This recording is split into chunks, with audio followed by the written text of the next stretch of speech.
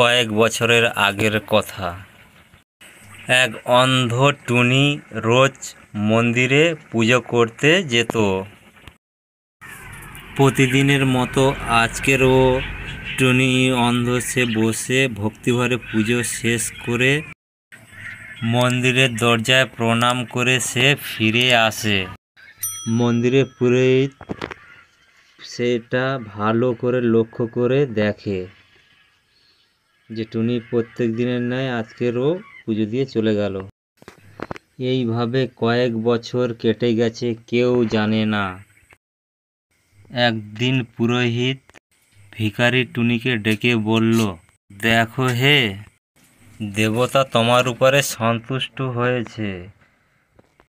তুমি কোনো একটি বর চাও, কিন্তু মনে রেখো একটি মাত্র বর পাবে তুমি।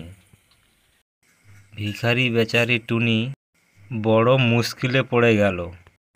সে যে কী বর চাইবে সে কোনো মতে কিছুই খুঁজে পাচ্ছে না।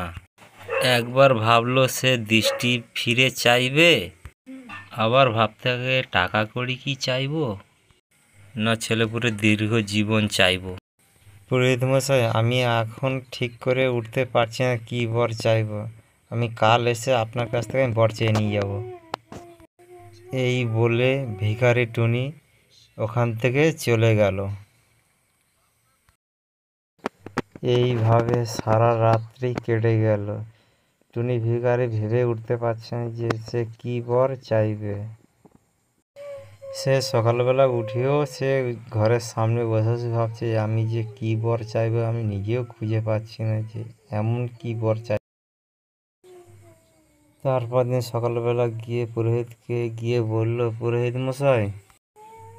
মশাই আবার টুনি ভিখারিকে বলল যে টুনি, তুমি যে কোনো একটা বর কিন্তু চাইবে, এর বেশি বর চাইলে কিন্তু আমি দিতে পারবো না। ঠিক আছে, এইবার দাও যে আমার নাতি নাতনিদের ছতলা বাড়ির ভিতরে বসে সোনার থালায় পায়েস খাওয়াতে পারি, খাওয়ার পর যেন চোখ ভরে দেখতে পারি। তথাস্তু। হ্যালো বন্ধুরা, তাহলে আমরা এই ভিডিও থেকে কি শিখলাম কমেন্টে জানাবেন।